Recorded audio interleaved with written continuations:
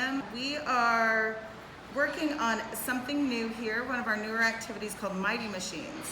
If you loved Scribblebots, then you'll definitely love our Mighty Machines. And what we're doing is we're building sturdy structures that can support the weight of our motor and our battery.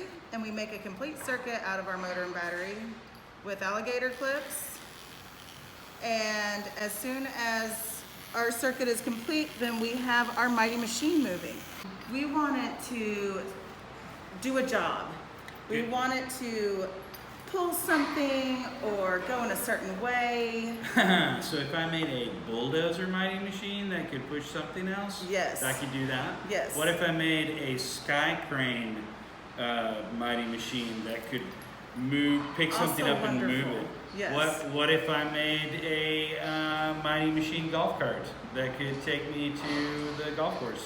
Well, that would be a blast. So with Mighty Machines, you can also think about a lot of different ways to make it act the way you want it to. You can think about weight, where you're going to add all of your weight, and will that make it act in a certain way? Are the decorations going to affect it in any way? What happens if you change the weight of your offset weight on your motor?